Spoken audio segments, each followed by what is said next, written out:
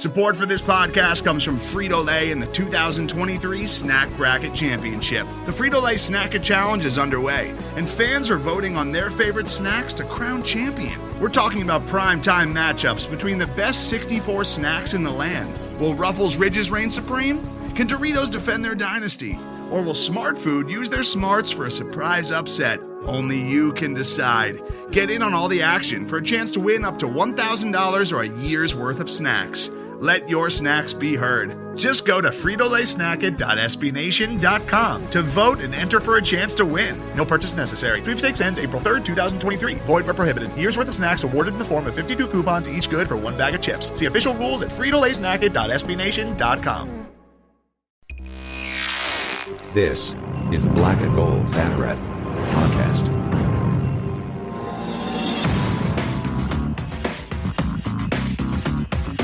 Now, here are your hosts, Jeff Sharon and Eric Lopez. Welcome to the Black and Gold Banneret Podcast, episode number 369. It is divisible by 3. I am Jeff Sharon. We have a full house. We got Eric Lopez. We got Stat Boy Drew Andrew Glukoff. We have the student of the game, Kyle Nash. A little bit later, we'll have Nick Borselli and Bryson Turner pop in to talk a little bit more about hoops and various other goings on in the world of sports. But my God, gentlemen, we finally have a football schedule, and oh my gosh, this is the first time. I don't know if you guys are. All right, we were all over this. We had 2 articles go up on the site. Real quick overview. Drew had a really good breakdown of the schedule that went pretty in depth. We're going to also go in depth, I think, a little bit later on, team by team later on as we approach the summer. But is it starting to, before we talk about the schedule, guys, is it starting to feel real now? You know, like lack of non-Saturday games tells me that, Jeff. Yeah. Drew, is it feeling real?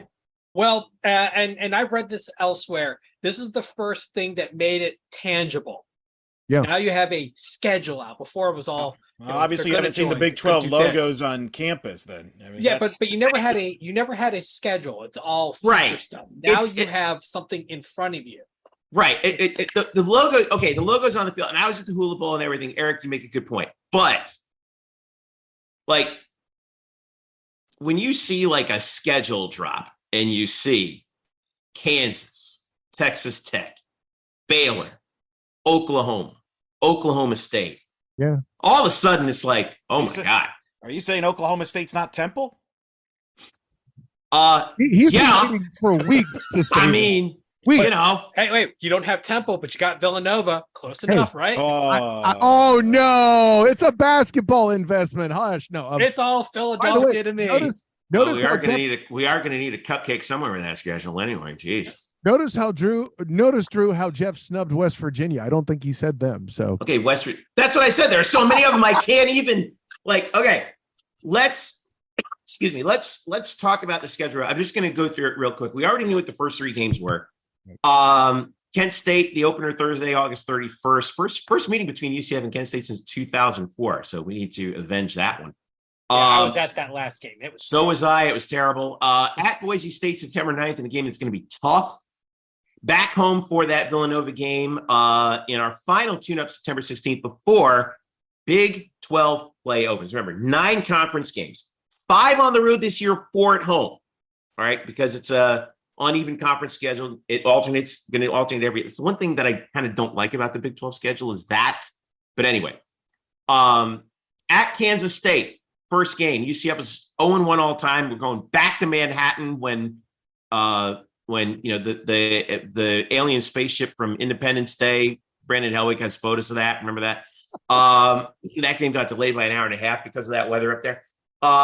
September 23rd, Saturday, UCF's first ever Big 12 football game at Kansas State.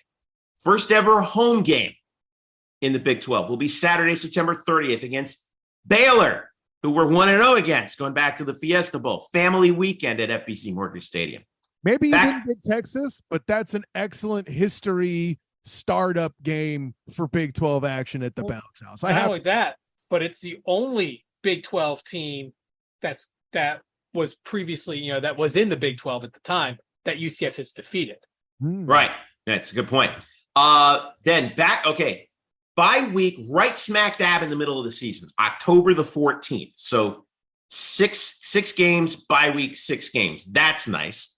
Back on the road, I forgot Kansas. Saturday, October 7th at Kansas in Lawrence against Drew's favorite coach, Lance Leipold.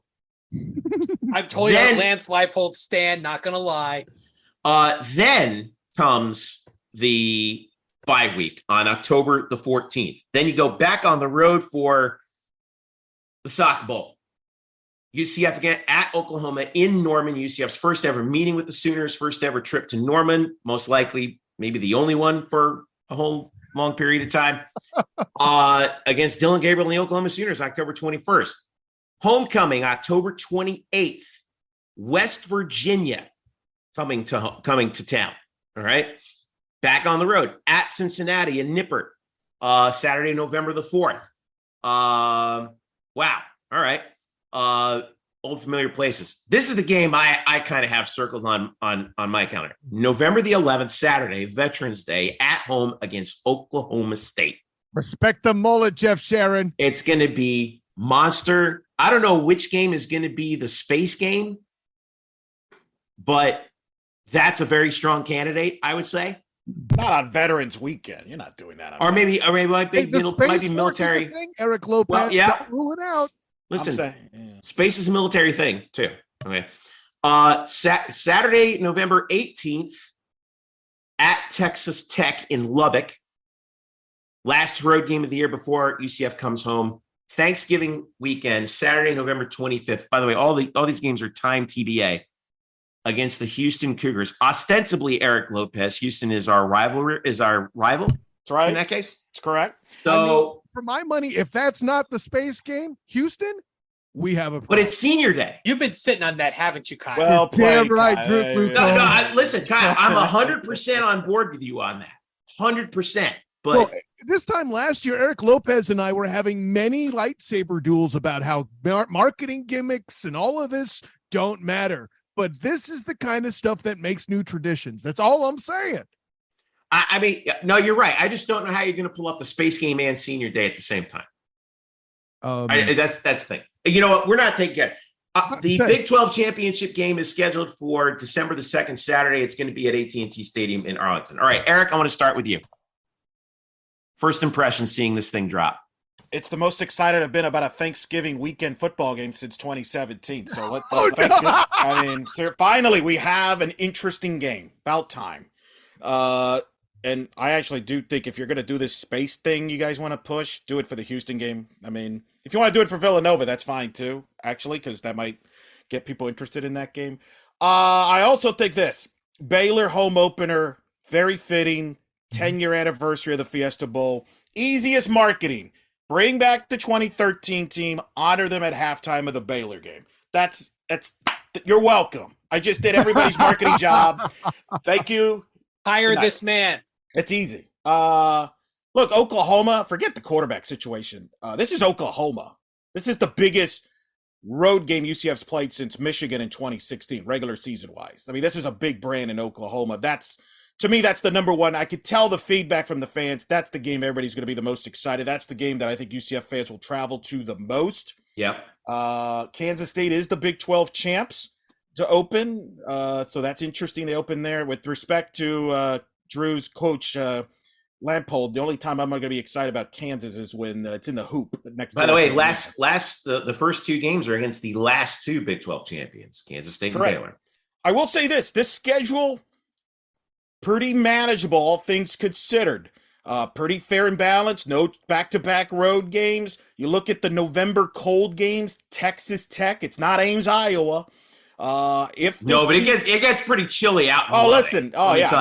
That Texas Tech game has got like FS1 9 p.m. written all over. By the way, it also has 40-mile-an-hour winds written all over. That's what I'm saying. Too. 40-mile-an-hour FS1 Petros Papadakis from a studio, or it could be a big ESPN Plus. By the way, get used to your noon games because we're going to get a lot of noon games in this slate. But I think it's a manageable schedule. And to me, Kyle, you probably alluded to it. Boise State If they can beat Boise State, go 3-0 in non-conference, this team could get to 6 to 8 wins and get to a good bowl game and actually have a better season than this past season, because you'll get more quality wins and you're going to end up playing a better bowl game. So I think the opportunity is there. Whether the roster is good enough to do that, who knows? That's what the summer's about and all that. But it's a pretty manageable schedule. The one negative, obviously, everybody's talked about, UCF's the only school of the new members that does not get Oklahoma or Texas at home. But, you know, it is what it is. I mean, someone had to draw the short straw on that. I'm with it there, too. And listen, the point you make about the bowl games is huge. For no one that believes you,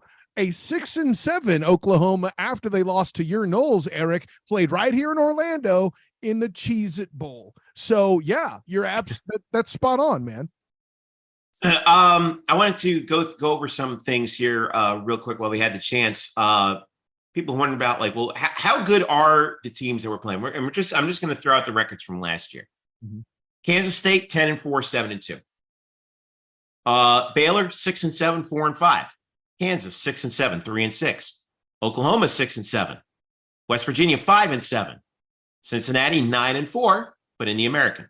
Right. Oklahoma State 7-6. Texas Tech 8-5. Houston 8-5, but again in the American. That's a big fat middle this past year. So, Drew, I'll put this to you since I haven't heard a lot from you yet. What do you think about what Eric is saying about how manageable this is? Because it feels like this is, you know, there's I don't know if this is going to be true or not, but if this coming season is going to be like last year, there's going to be a lot of teams in this conference beating each other up. Well, that's the nature of some of these conferences. But if you look from a balance standpoint, it is balanced. The true middle of this season is October 14th, the week they don't play. Right. So you got 6 games by 6 games. And then Oklahoma one is the first one after the bye week, which plays perfectly, get guys healthy, because they're going to be hyped up for that. Now, Oklahoma may not be the best team on this schedule. Last year they struggled. You have team Kansas State. Kansas State had an overall very strong season. They may not be the best team, but it's going to have the most hype going into it. And you don't want the players beat up at that point. You want them to have as much rest as possible. So from a balance standpoint, it's really good. You've got home, away, the bye in the middle. So you also get the early road game, which is what UCF didn't have last year, and it came back to bite them. You have Boise State, you got that test, so that when you get into the conference schedule, you've already got a true road game under your belt. That's not your first time out. Yeah, we saw what happened when it was their first road game. They got slapped in the face, and they could not break the momentum that the home side of a schedule does for a visiting team. I'll bring in this too, though, real quick, Drew. You make the point about the away test early being there. It's an amazing thing. But that being said, if at any point in this season this team is reeling, they don't have back-to-back home weeks to get extra work where they're not worried about preparation for travel. So I think that's something that's not accounted for. Balance is a great thing with the bye week. I like exactly where you're at. But from my perspective, when I played semi-pro, I liked having a few of one or the other in a row, because then you were in that habit and you were acting a particular way and knew what to expect for a set of weeks in a row. Less an advantage for a road games, I'm sure we can definitely attest, but those home games, if something comes up or that O-line needs extra time to gel or whatever group needs some work or a bunch of guys get injured and they need some time to work on lineup changes and all that, they won't have that advantage. That's one thing they do lose compared to last year. Now, would they rather have balance than that? Sure, that's one argument to be made, but I'm just throwing out something that's a key thing that they will be losing in the coming season. Yeah, and you also look at some of the matchups throughout the year. Obviously Kansas State is a rough start. Yeah. They the conference champions. They were solid. That's a tough start. The other one that I have circled as a really difficult game, and it's kind of flying a little bit under the radar, is Texas Tech on November 18th. They're really hard to beat in Lubbock. They're kind of like Pitt.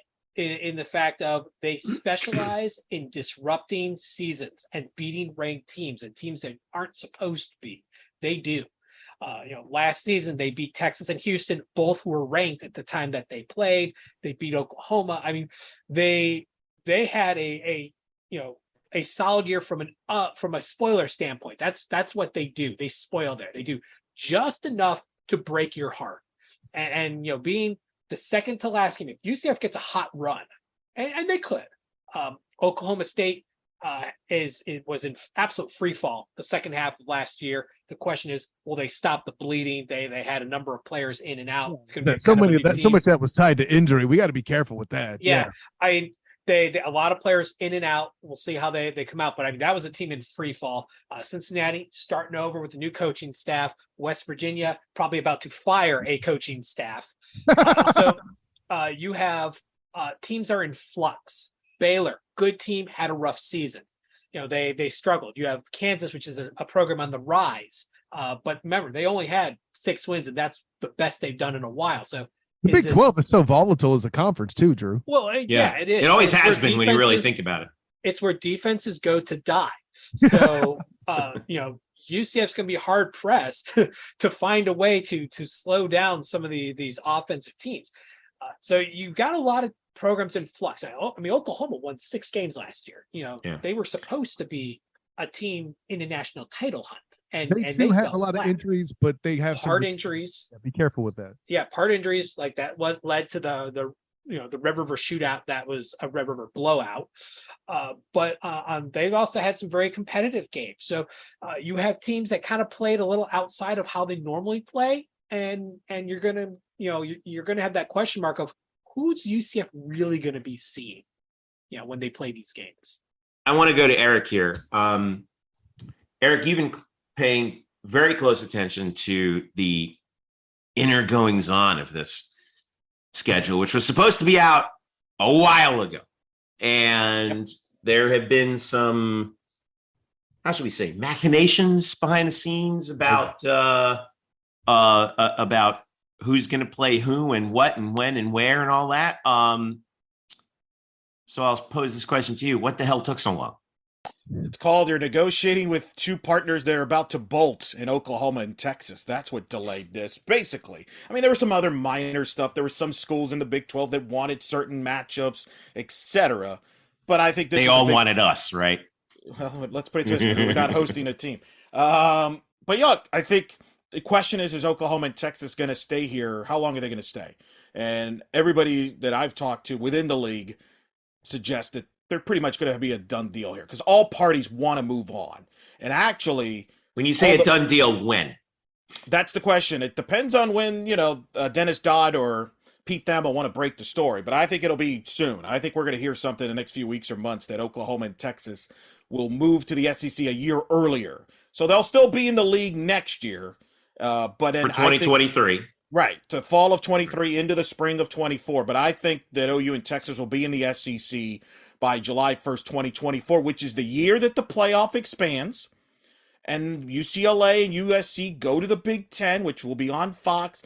And I think everybody's going to want to be where they are. And I've been told that a lot of the members in the league want them to move on because if they stay for the duration, they'll actually not make as much money because that's more pieces of pie to share. So if you're UCF, you're actually better off that OU and Texas leave so you can get more of the pie than you would in a couple years. Well, not only that, well, let's add on to that a little bit. So part of the monies that the new 4 are getting, which is why it's a structured amount, is actually coming from the other schools. The remaining 8 are actually taking a piece of their payout and using it to pay the UCFs, the Cincinnatis, etc.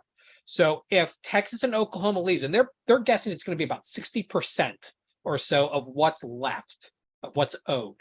About 60% is going to be the settlement. That's going to be used to pay back the remaining 8 of what they've lost and help Fox make up for the lost revenue. Because the big player here is Fox. ESPN's not losing, but Fox is. So it's all about making them whole or as close to whole and happy. But yeah, as you said, the unit payouts, the other pieces that's not just a straight up media. Sure, UCF could possibly make more, but I think they'll stay with the structured amount. I think that's going to cap that. It's just a split of the tournament units that would become more malleable. Rapid fire. And Drew, I said rapid fire here. Best home game on the conference schedule. Drew, you first. Go. It's got to be Oklahoma State. They're viewed as the would-be biggest dog of the remaining 8. So I think there's reputation there. Eric? Baylor, because I think it brings back the 10-year anniversary of the 2013 Fiesta Bowl team, which helped us get to this point. And I'm not convinced Mike Gundy's going to be on the sidelines by the time Oklahoma State arrives in Orlando. Kyle? Don't you dare remove the nation's best. Sorry, Kyle. from my vision. Drew mentioned it. They had a free fall at the end, and a lot of players departed. There are questions about that staff. He better get off to a good start. That's all. You've never seen a team with a big drop off after their starter got hurt. Anyway, Never heard of it. For me, listen, the other 2 answers are both 1 and 2 from me, but to throw it out there too, I'm looking forward to the Houston game. See what the new air quotes rivalry comes and the possibility that might be there. And hey, speaking of guys getting fired, if UCF wins that game, depending on Houston's situation, Dana Holgerson may be fired for the second time. They'd be doing Houston a favor to get him fired. With him being fired from 2 teams on UCF's schedule, most recently with West Virginia being his previous stop, right? So yeah, wouldn't that be something? Yeah, exactly. So Houston's on the table for me behind the other 2 you guys mentioned. One little note on Oklahoma State's schedule, by the way. They go, let's see. They play Cincinnati at home for homecoming. Then they're home for Oklahoma, at UCF, at Houston, home BYU to wrap the season. So they got to go through Bedlam. They actually play all 4 of the new teams around Bedlam, which is interesting. For my money, I think the real interesting one is going to be West Virginia. Couple of reasons why. Number one, we've played them before twice. Got beat by them. Now that was back in the MAC days. That was in the George O'Leary. I think one of them was George, and were they both George? No, Drew, or is one of them the last Kruzek year? Mike Kruzek's last year. Yeah, that's what I thought. Same thing with Kent. The last 2 matchups with Kent State was also right. 2003, 2004. Yeah.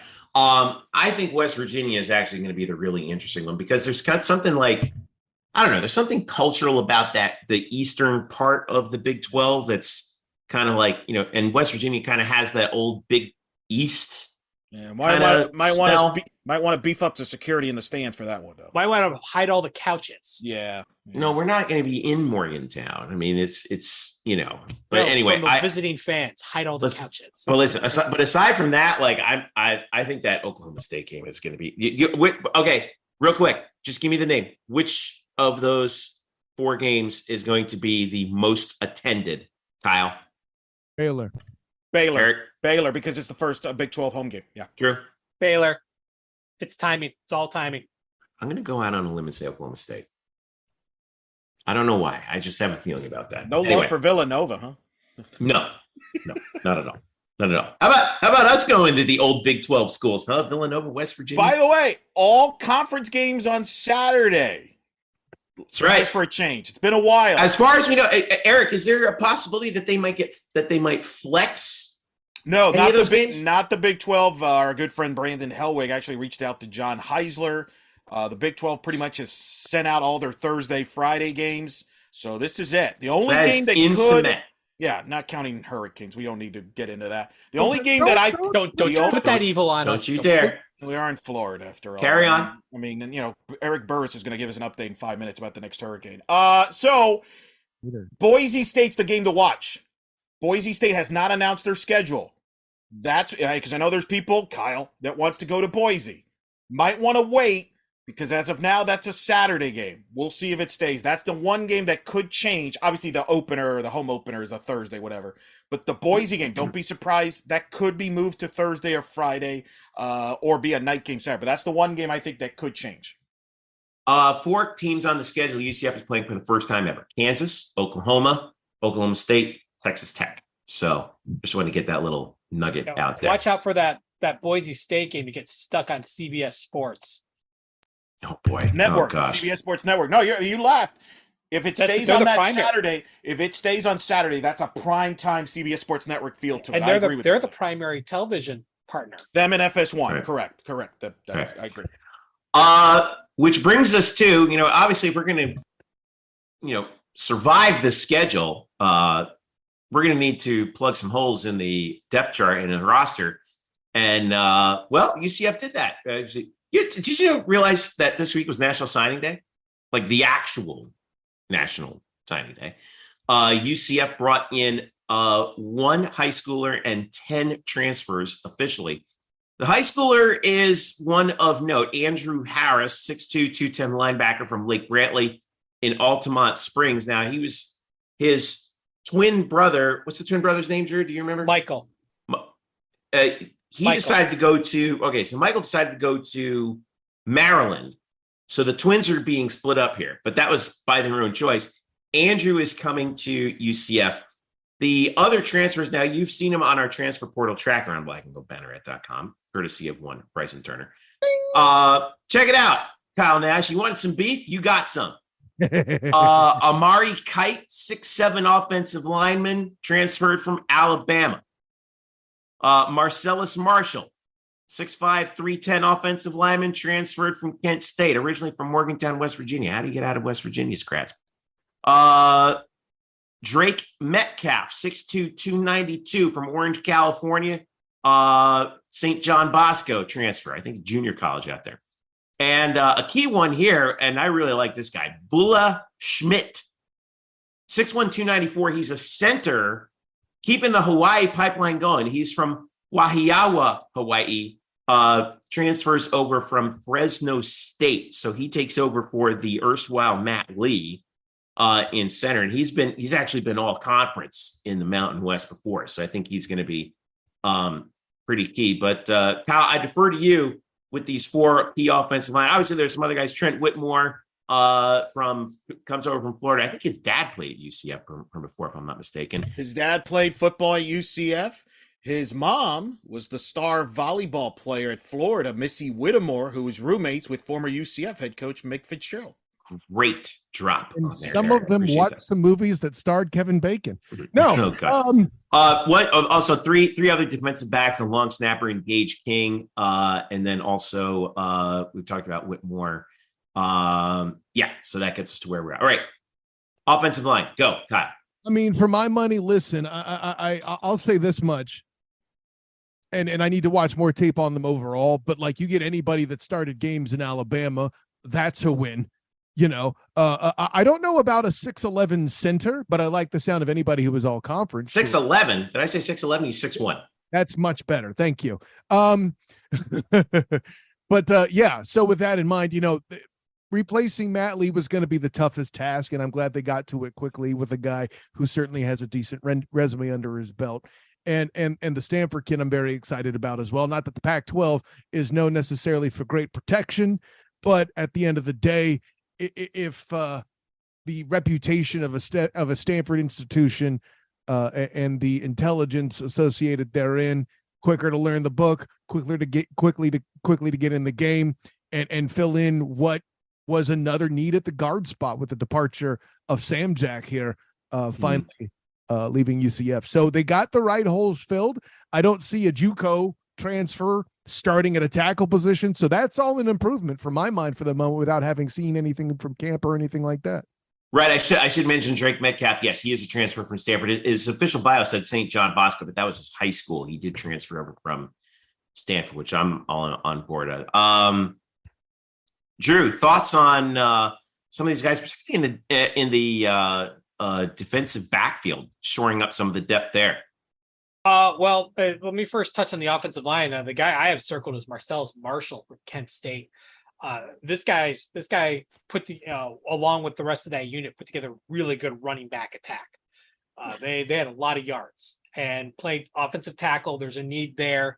Was first team all MAC, even though it's the MAC. That doesn't matter. We've seen FCS players make the jump and do pretty well. Still a pretty good football player. Yeah, you make first team in a conference, that's noteworthy because there's plenty of talent out there, especially when you're going. He's from Morgantown, West Virginia. You get to those Midwestern areas. There's a lot of beef there. UCF needs to beef up, and they still need to beef up in this Big 12 conference. But this is a start. 6'5", 310.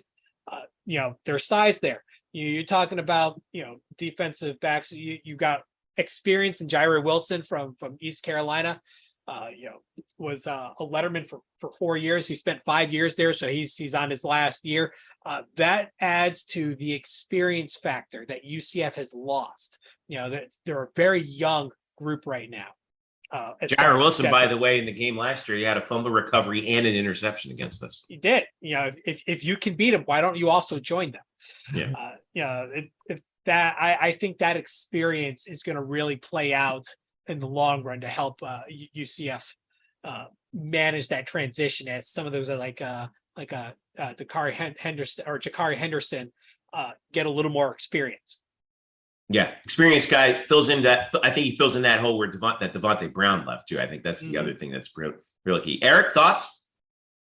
Well, I think Kyle and Drew said, the thing I like is that the line is being addressed, because if you're going to be successful in the Power 5, you've got to be good in the line of scrimmage. You got to be every week. And so at least they're addressing that. I'll mention one more. Linebacker has to be in there too. Yeah, I agree. So I think the staff understands what they need to address from a position standpoint, fill some holes there. I'll say this, Trent Whittemore, Kyle, Drew, you were at the game, caught 3 balls, 22 yards against UCF at the Gasparilla Bowl with, Emory Jones, which, it's Emory Jones. Yeah. Well, pretty in his defense, pretty big target to throw to, right? 6'4", 211. Yeah, no, hard to miss that radius. That's what I'm saying. If you put a good quarterback around him, I think he could do some good things, be a good, solid receiver. He comes from a great background from athletics, as I mentioned. His dad played here. His mom was a star volleyball player. So I think it's a solid under-the-radar move. I think he could take the Ryan O'Keefe spot. Well, I don't think he'll take the Ryan O'Keefe spot so much, but he'll be a good guy in the slot. Yeah, reliable. Yeah, that's what I meant. And he's got size. He could probably take a hit. So you're basically making your Joe Jurevicius type player out of that. Well, here's the thing I think is a little bit more on that Ryan O'Keefe slot is the other receiver that UCF got, Chauncey Magwood from Kentucky, originally from Leesburg, Georgia. He's 6 feet tall, 187. Call me crazy. I put Whittemore as filling more of kind of an Alec Holler type. Yeah, no, I think you're right. One of the things about Magwood, 7 catches, 104 yards and a touchdown. Did play in all 12 games, but I don't know that he seems to me to be like the real speed guy that's out there. I don't know if you want to put a 6'4" kid in the slot. That's a tough ask, but maybe that's me. I don't know. I think that, the other big one, and Drew, I want to get your thoughts on this. Andrew Harris, highly touted. Some folks really wanted both the twins. You always want both, but he's the better one of the two. He is the better one of the two. Do you think he fills in that hole on the inside? Not off the bat, but I think he eventually will. I think UCF has done enough to kind of cap some of the losses in the linebacking core where they don't have to put a true freshman out immediately. I think he'll get a chance to earn playing time and potentially earn a starter spot, but it's not a situation where you have to throw him right out there at this juncture. Let him prove himself. You don't have to, but if he wins the job. Well, if he wins the job, he wins the job. But like look at the cornerback situation where you had to throw a freshman in at the bowl game. You had to throw someone in. 2020, things got bad. You had to throw freshmen into the fire. You don't have to do it at this point. If he earns it, he earns it. And, like we saw a freshman that Nikai Martinez got a lot of playing time. In fact, he's going to get a lot more playing time as the starter at this juncture, taking over at that night flex position, probably a little before they, obviously a little before they expected to. I think he's ready for that. He may not be.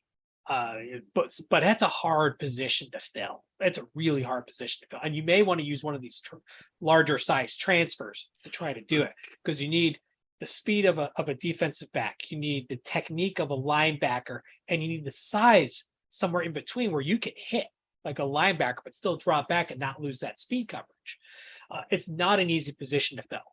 So, UCF's going to be obviously working with spring practice to try to fill. I think that's the hardest position on the field to fill right now is that one. All right. Good stuff. All right. So got your signing day thing that was or was not worked out. Big 12 schedule. I can't freaking believe looking at that schedule. I have to smack myself. I'm like, oh my God, we're really playing these schools. Just remember, now. The CUSA can't hurt you anymore, Jeff. Remember 20 years ago, we were ready for action. Boy, have times changed. Yeah, well, fair. But I mean, I'm still have that poster. Yeah. Wait till the basketball schedule comes out though. Yeah. Hey man, we've come. Hey, let's just sit back because we've all been there, right? Right. I mean, we were there. Well, Nick and Bryson may not have been, but they weren't alive yet. They don't know. They don't realize that they don't know what the 2013 team was. They have no idea who they are. I mean, they don't know what the 20. No, Eric, no. But, who's Blake?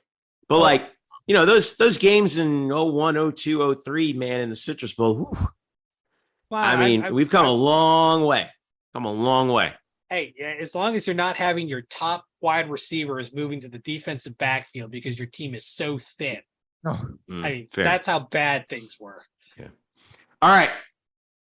Got to roll to see what our next what else we're going to talk about with basketball and a couple other spring sports popping up here. We're going to take a quick break. When we come back, we will get Nick and Bryson in here to talk about those and plenty more here on the Black and Gold Banneret Podcast. We're back after this.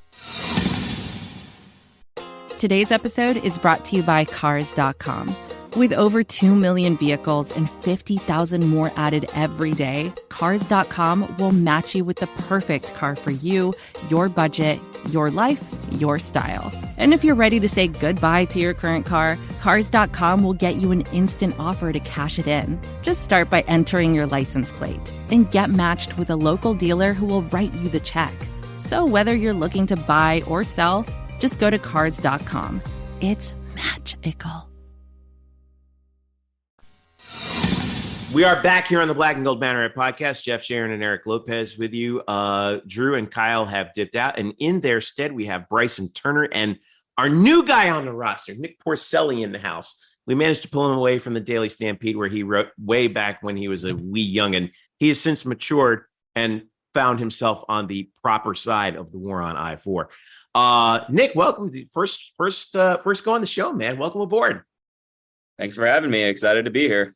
We wanted to talk about, first we'll start with basketball. By the way, UCF women's basketball, they were supposed to have played SMU, but that game got postponed. It was originally scheduled for Wednesday night at 6 p.m., but SMU couldn't get out of Dallas. The weather's been bad over there. And so that we don't know when the game is going to be rescheduled or if it's going to be rescheduled at this point. So UCF's next game will be Saturday against ECU on ESPN Plus. It's National Girls Women in Sports Day. They're celebrating that with a pregame clinic. The game tips off at 2 p.m. So UCF hasn't played in a week. They lost at the Leah Kurz Center in Philly on January 28th, but that was last Saturday. But in another just close but no cigar situation. But they really need a W in the worst way, at least as of right now, at 10-9 and 1-6 in the conference. I want to move over and look at the men's basketball game. Eric, I want to start with you. They're 13-8 right now, 4-5 in the conference. What was looking so promising is now dropping out. Now on Saturday at noon, they lost in overtime to Temple. And by the way, bummer, because you waste what I thought, Eric, was one of the most amazing individual plays I've ever seen from a UCF player. Final seconds of the game. Darius Johnson, I think it was 2.8 seconds to go. Darius Johnson gets fouled, goes to the line. UCF is down 2. He misses the first one. So now the strategy is you have to miss the second one on purpose, hope you get an offensive rebound and get a putback, or maybe get fouled. Lo and behold, not only does Darius Johnson miss the free throw on purpose successfully, which is one thing, right? He gets the rebound himself and gets fouled with 1 second to go, hits the 2 free throws, ties the game, sent it to overtime. But again, it just felt to me, Eric, like there just wasn't enough gas in the tank. No, there isn't. And unfortunately, it's a broken record, but this team is shorthanded. They have really a limited amount of room for error. And, they got pushed to overtime. And, Johnson hit that, I think, corner 3 that was off the glass. You're thinking, well, maybe this is your day. But they ran out. Temple won. Look, Michael Donnell said it best on the airwaves over the last week. He was, by the way, he's doing CBS Sports Network games for FAU now this week. Good for him. But he said it when he was on the local radio last week. When UCF's healthy, they were an NCAA tournament team. When they're not healthy, right, like they are right now, without Michael Durr, without Walker, they have no presence inside that's consistent enough. They're not an NCAA tournament team, and that's unfortunate. It's just it's kind of a what-if year, and, it's tough to watch. It's frustrating. It's frustrating because it's a what-if year because they're playing hard. They're leaving it on the court. You're not questioning the effort. It's just the bodies. Temple has more bodies. That was the story. They threw a lot more bodies at UCF. Here's an interesting stat I thought from the overtime. Temple went to the line 8 times, made 6 of them in the overtime period. UCF didn't attempt a single free throw in the overtime. And that tells me that, number one, you are tired because you're taking long shots. You're not taking the ball to the goal. And, and the other half of it is, when you're tired, you're not the aggressor when you take the ball to the basket. It wasn't for lack of trying, but, you saw guys kind of like shy away from contact a little bit because they were so freaking tired. And that's part of, I think, what cost them the game, Eric. No, I agree. 100% agree. Temple played well. I mean, they kind of have a unique lineup because some of their best scorers like Battle come off the bench. But it's tough, and it's not going to get easier. They're going to go to Cincinnati now, and you just wonder, can they stop the bleeding? And then, man, Michael Durr, can we get him? Can we get him back soon, please? Well, just give me a big body. They just need bodies right now, and it's just it's tough. It's tough to watch. Nick, you followed it. I mean, it's what do they need right now? I mean, I know Eric said we just need Michael Durr back in the worst possible way. Is there some other ingredient that's missing? It's really funny you bring that up. I mean, obviously, yes, they need Durr. But other than that, that's a question I've been asking myself because you guys mentioned it. They're playing hard. You can't say like they're not leaving it all out on the court. So, I mean, I'm just watching this Temple one and I'm just like, what's missing? Like, what do they need? Like, I just don't know. Like, maybe like in the future they start going on a winning streak and then we see it. Like, we're like, oh, that's what they've been missing this whole time. But like right now, I just don't know. I mean, like, you can obviously say like they didn't make shots when they needed to, that kind of thing. But besides that, I just don't know. Like, it almost feels like they're getting unlucky. Yeah, Temple was pretty physical, I thought. That's the other thing is that they kind of wore UCF down. And Temple, to me, like they still play like that classic Northeastern style basketball. Yeah. Which isn't run and gun. It's very physical, inside 15 feet, get the ball to the big guy, go to the hole, occasionally do the whole drive and kick thing. But I think one of the other interesting numbers from this game, UCF had 10 assists, 4 of them for Darius Johnson, 3 for CJ Kelly, 2 from Taylor Hendricks, believe it or not. But Temple had 19 assists. Yeah, and Johnny Dawkins referenced that in the postgame. He wants more movement on the offensive end. They've been kind of stuck in that 10 assist performance the last few during this losing streak. The other thing is they're giving up more than 70 points during this losing streak. This team, when defensively early in the year, were playing at a very high level, and they're just not right now. And again, part of that is giving up extra rebounds. Part of it is not having the size presence. Like a CJ Walker, you had 4 games, but then Michael Durr, that's what he was. He was a big body. Teams are attacking UCF more and more, going to the paint and drawing fouls and getting to the line.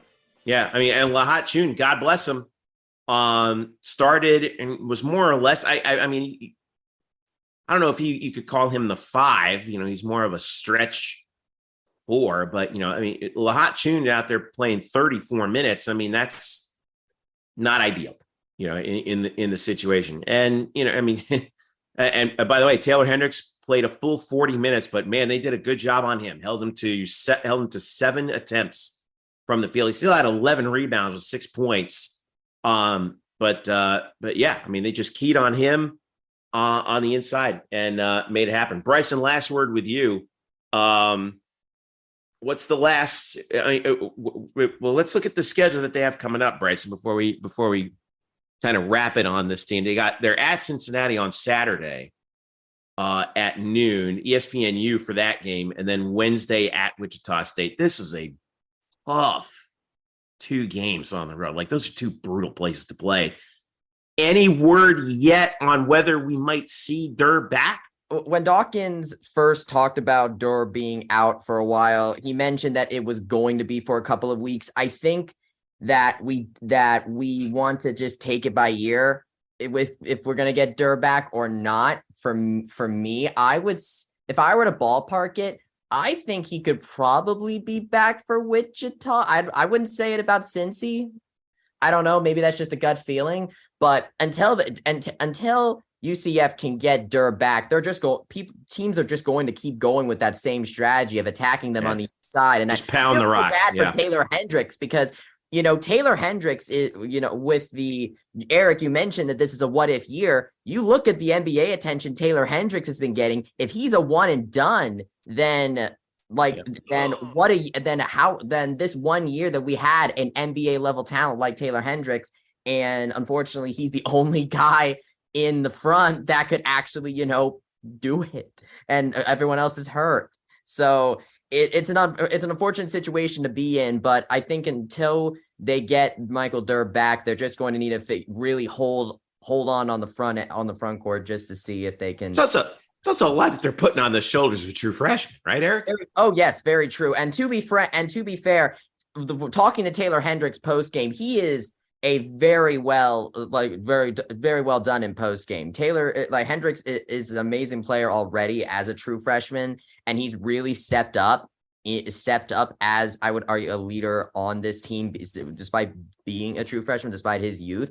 So I think he has a very good career ahead of him. Eric, that's an understatement. He's got a bright future. Hopefully it's a little longer here. But look, this team was never played the way it was envisioned. The team that was envisioned was the closest was in the Bahamas when they beat Oklahoma State. You had C.J. Walker had the block on Cisse. They come back and beat Santa Clara. Now that we never saw Walker again after that. Derry. They had a healthy C.J. They had a healthy DJ. Yeah. You had Durr out there. Yeah. It's tough, man. It's a bummer. Man. I'm bummed out. I don't know what else to say. I'm bummed. I wish I could tell you anything more positive, but I am pretty bummed out. It's the one thing you just can't control. But at the very least, and I want to look at the standings in the American. So the conference tournament, Eric, we're talking about positioning, right? Right now, UCF is still clutching on to 6th, which right now, let's see, 1, 2, 3, 4, 5, 6, 7, 8, 9, 10, 11. So, I mean, we're looking at what right now? They would play who in the first round? Oh, well, that's a little early for that, but I see what you're Cincinnati, saying. I think right now. I mean, it's really not too early, is it? I mean, given everything that's happened, here's where they are. And I think that if they can get Durr back, if they can get healthy, you can position yourself to make a run in the conference room, which is, I think, is kind of where they have to go now. I mean, the at-large situation is out the door. That's gone. Yeah, what you hope is you get Durr back, get that cohesiveness, and make a run at the end of the year, finish strong, make a run at the conference tournament, and maybe get yourself into the NIT. If you can't make the NCAAs, that's all you got to play, right? Get yourself in the right seating position, and things happen come March.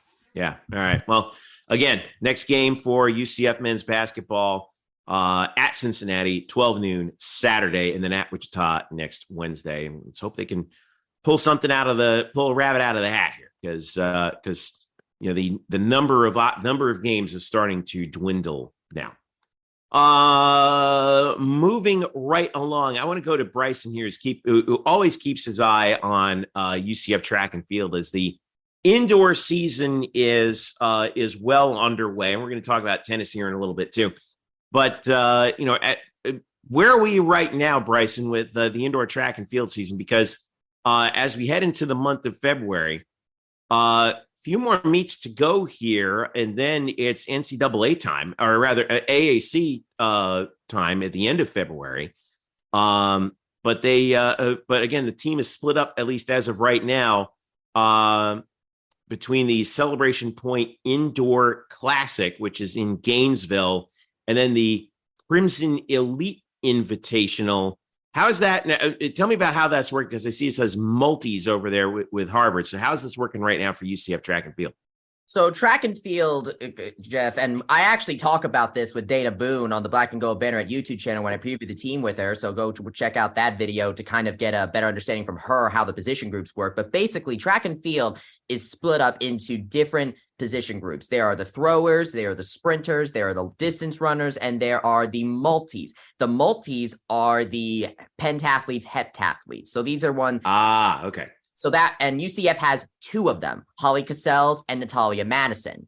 And so, and this was actually the position group that experienced a renaissance last year when Brittany Floyd just went and smashed both pentathlon, which is the indoor, and the heptathlon, the outdoor, records. Natalia Madison and Holly Cassells, by the way, both grabbed freshman records, Holly in the pentathlon and Natalia in the heptathlon. So basically this, them going to Harvard is they get to go through their own meet, because the way they schedule things, they want to make sure the athletes are scheduled in a way so that way they can get the proper rest time for their certain events. And so far they've been doing well in the Celebration Point. They swept the top 5 today, but we're recording this on Thursday night. They swept the top 5 in the women's 200-meter dash, with Deja Lampkin, the transfer from Alabama, taking the victory. And she actually ran the 10th fastest 200-meter dash time indoor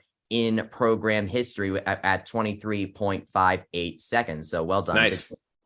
Let's flip over to tennis real quick. So women's tennis is now 2-1 on the season. They got a dub over the weekend against number 19 Arizona State out in Auburn before they lost to the host Auburn Tigers. They're home for LSU coming up on Sunday.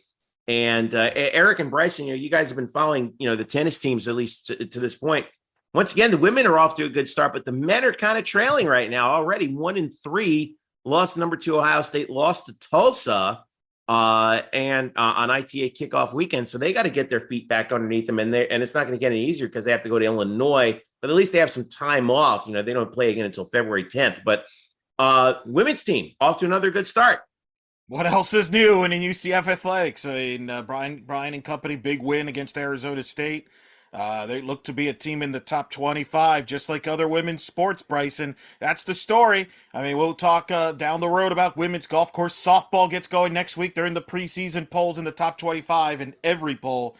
Right now, outside of women's basketball, every women's sport is in a strong position going into the Big 12, and certainly this year in the spring, they're poised for another good year, but big good start for women's tennis.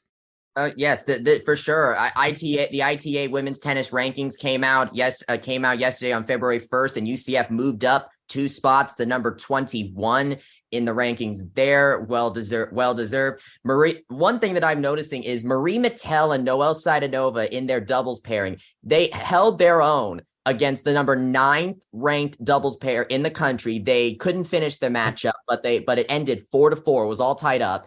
And then they barely lost to the number 10 ranked doubles pair in the country facing Auburn. They lost it 7-6, but they took it right to the wire. And then, of course, Marie Mattel doing well in singles play as well. She got a victory over the number 69 ranked player in the country. And Nandini Sharma also managed to pull out the victory against Arizona State as well. UCF was celebrating with their female athletes over the past couple of days, as they should be, because they have honestly, ever since I've really joined you guys, to be completely fair, the female athletes have absolutely been doing history making proportions. Like right when I joined, Renaya Jones emerged onto the scene, and McKenna Melville was already here. Jada Cody and Shannon Doherty come along.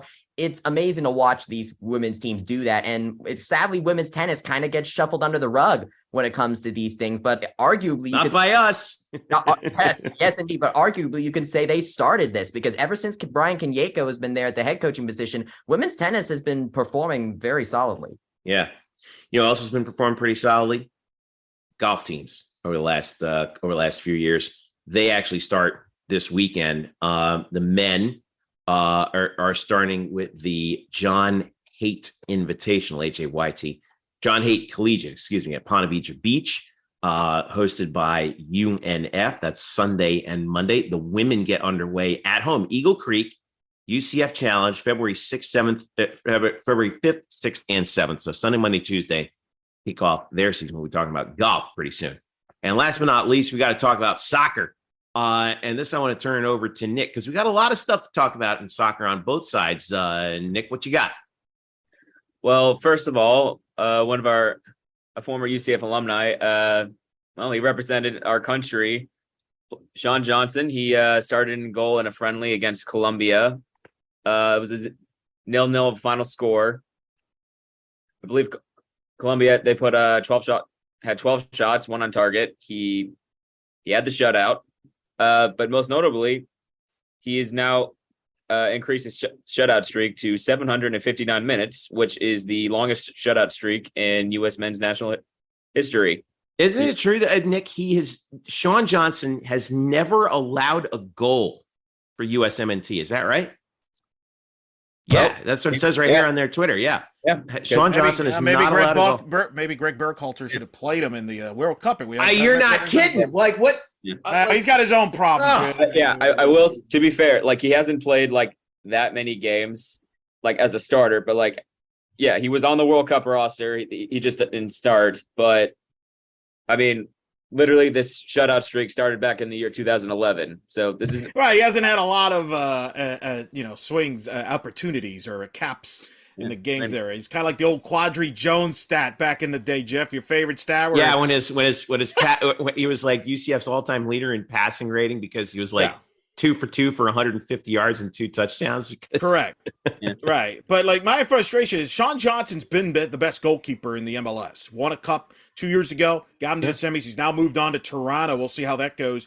My thing is, if the MLS wants to get interest, and boy, they're going to have an interest. It's going to be interesting now that they're going to be exclusive on Apple. Maybe the U.S. national team should actually, play the best players that they have in the MLS that are American. Like Sean. Like Sean, I think is earned to get in the mix to start. Maybe, I think he's too old to be in the mix for the World Cup in 26 at this point, but he's 33. Yeah, it's going to be hard. I mean, it's not impossible. It's going to be rough. He's going to be, 36, 37 for Paris? Yeah, but he's had a heck of a career in the MLS, and I would maintain right now, no UCF pro athlete is better than Sean Johnson in his sport. There's not a UCF NFL player better than him. Although I will say, Richie Grant had a nice year for the Falcons, very quietly. Did a very good year. That guy's going to be a Pro Bowler soon. But to me, Sean Johnson's the best UCF alum from a pro sports standpoint right now, because he's at the top of that league in the sport. He's won a title. So, Eric, what you're saying is Sean Johnson has the alumni belt. He has the alumni championship belt right now. Right? Yeah, I'd say he has the argument for it. I mean, literally, they've said the United States has pointed at him and said, "Hey, we think you're one of the best. Come play for us." And we were saying he doesn't play that much, but you can't say when they do play him, he doesn't make his minutes count. He literally has not given up a goal. And then the last little bit for you, Nick, we got a new team that's actually going to be playing at Addition Financial Arena on campus starting this Sunday, February 5th. The Central Florida Crusaders, a professional indoor soccer team, is starting play. They're in the NISL, National Indoor Soccer League, which is, I don't know how many of you guys have actually seen indoor soccer play before. I actually have. The indoor soccer, arena soccer, if you will, has been around for a long time. It's had various different manifestations in terms of the league, but this one, for the first time, I think. Well, I don't know when the last time was we had a team in Orlando, but this team will be in Orlando, kicking off on this weekend with the Crusaders.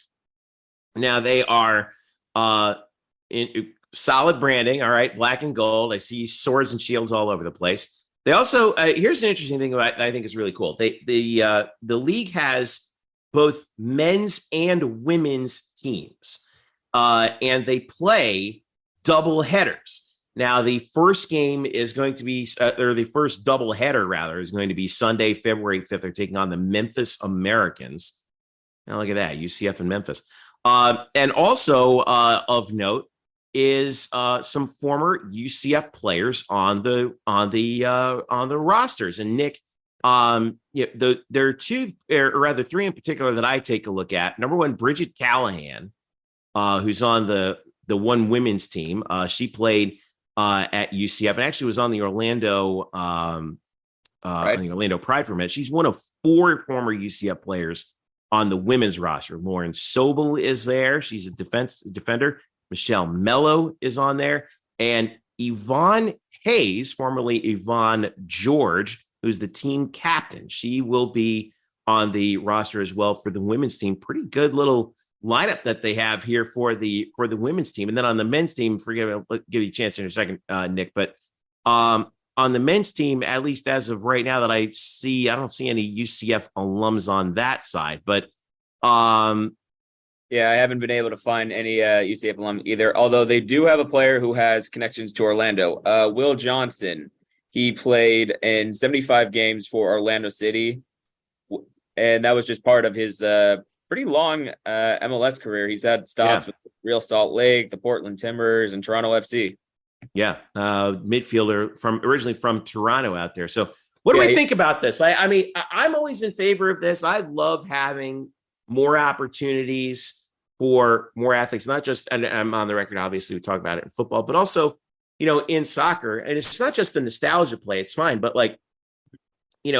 I think that helps raise the profile of the university as well. Having these events on campus is fun, right? Yeah. And it's a pretty exciting game. It's not futsal, right? But it's still a pretty exciting place to take the family. And the one thing I also know certainly from our women's players is they get the community aspect of it. And having four former UCF Knights on that team, I think, is a big help, isn't it? Oh yeah, definitely. And going off that, I wasn't around for this, but I remember, I want to say 2013, correct me if I'm wrong, the Orlando Predators of the Arena Football League played at the arena. Yeah, that's right. Yeah. Was that what was that like? Not as good in the UCF arena. I mean, the arena football hasn't been what it's been in decades. Although they announced it's coming back for 2024. Yeah, and they'll probably be done in 2024. Yeah. Look, indoor soccer is fun. There used to be an indoor league that was popular in the States. Midwest, it's actually pretty popular. Yeah. The question will be, is it going to be popular here in this market when there's so much content? I mean, you got the outdoor game with Orlando City. You got the Pride. So it's kind of interesting, the timing of the schedules, but indoor soccer is kind of fun. I've been to it. I watched it in the past. Yeah. It's up-tempo, much more up-tempo. If you don't, people that complain about lack of scoring on the outdoor game, you're going to get more scoring on the indoor game. So we'll see how it looks at Addition Financial Arena, but it's always worth a shot there. We'll see how it goes. One thing go ahead, Nick. I'm sorry. Sorry. Yeah. Well, one thing that's interesting that makes it fun, and if you're a hockey fan, I think you'll find this interesting. There are power plays in this. If there's a foul, you're a man down. Yeah. So, it's a little faster pace. The ball doesn't really go out because it's almost literally like you have a hockey rink and they just put turf on it. Yeah. It's very similar to me, kind of like you've seen indoor lacrosse. Yes. Indoor lacrosse has been around, like the MLL, right? Major League Lacrosse has been around for a long time. And it's kind of interesting also in that I feel like they take some of their cues from hockey. Like lacrosse would do the same thing. You commit a foul, there's a penalty. Actually, in lacrosse, I don't think they have this in indoor soccer quite often. But I remember in lacrosse, Eric, they used to televise that stuff on ESPN2. Remember that back in the day? Yeah, Orlando used to have no joke. There used to be fights, like hockey fights, in the Major League right now. I don't think they do that in soccer, but there have been some. No, not that level. But lacrosse did. No, I've been to indoor lacrosse. The Orlando had a team for a minute. I did stats, and again, up tempo. That's the positive. The question is, will people support it? Will people draw to it? that's going to be the question for all these kind of sports leagues. I remember it was, what was it called? MASL, Major Arena Soccer League. That was around for very popular. Yeah. There were certain markets where it really worked. Like I remember Dallas, it was quite big. Baltimore, it was pretty big. That was a real thing for quite some time. And it's obviously you're going for a niche audience, but if you're going to do that, and I got to give credit to Tom Traxler, who, by the way, Eric, we know from, his work in TV for a long time. Yeah, with the Orlando City with Jeff Ratcliffe. I mean, he's passionate about soccer. I mean, he knows the game, and he's did the right thing going for UCF players. Right. I mean, that's how you're going to attract people that can be recognized. I do agree with that. Yeah. UCF players, like I'm always one for a proponent to have more professional opportunities for UCF players in there. We talked about how we've seen UCF football players in the USFL and the XFL. Now we're seeing some former women's soccer players in the NISL. And speaking of UCF players getting opportunities, Daria Rajai of the UCF women's soccer team got signed by FFC Turbine Potsdam of the female Bundesliga team. So yeah, that's right. So she's going to be going to play overseas. So plenty of former UCF players getting some professional opportunities in the world of sports this week. Yeah, she's not just her. Also, Matilda Cack signed with Stade de Reims of the French League. Georgia Eaton Collins just saw her first action with Leicester City's women's team. And then, of course, we're still, we anxiously await the debut of Kristen Scott with the Orlando Pride when, she was a draft pick over last month. We'll look forward to seeing, her actually get work with her hometown team as well. So, hey, soccer never sleeps around here. We know that from this. So, all right, let's wrap this thing up. Thanks again to Drew and Kyle who were on earlier. Statboy Drew, the SOTG for the student of the game on Twitter. Appreciate them as always. Check out Drew's breakdown of the schedule, by the way, on blackandgoldbanneret.com. Thanks to Nick Porcelli 2 on Twitter. Bryson is at It's Bryson Turner. Eric is at Eric Lopez Elo. I am at Jeff_Sharon. Yeah. Follow us collectively. Jeff_Sharon, UCF Banneret _SBN will be our Twitter feed. You can also follow us on Facebook, Instagram, Black and Gold Banneret. Man, we had some great photos from Noah. Brenna's got some really good stuff. Derek's got some really good stuff up there. Check out our Instagram feed, man. They are absolutely killing it. Love what they do for us. And then in addition to that, make sure you get a hold of our YouTube channel, blackandgoldbanneret.com as well. What do we have latest, Eric? Yeah, what do we got up there right now? Well, Bryson was at Baseball Media Day, so we'll get audio videos up there of Baseball Media Day. Softball Media Day is this Sunday. We're gonna have videos of that. Softball season gets going this next week. A week from at this point, I'll be on the air, talking for a lot of hours. So softball season next week. Baseball gets started in 2 weeks. Look for softball and baseball preview shows. Big in-depth stuff coming out in the future on YouTube, coming out on the podcast. It's the best time of year. Ball, bat. Now I'm cheered up. The basketball. Bear, Love, all of them. We're going to be talking to everybody. Football players playing baseball. We got a lot. JRP. You see Noah's photos of JRP taking BP? I did see that. It's fantastic, man. I tell you, it's shades of D Brown. Should be interesting. Right? Should be interesting. So, that's fun. Hey, guys, thank you so much for joining us. We appreciate you as always. If you don't follow our podcast, please follow us on, you can get us on Android or Apple devices, wherever fine podcasts are given away for totally free. And if you do follow us, leave us a review. It really helps us out in terms of our SEO and helping other UCF fans find this podcast. For Eric, for Bryson, for Nick, for Drew, for Kyle, I'm Jeff. Thank you so much for listening. This has been the Black and Gold Banneret Podcast. Go Knights. Charge on.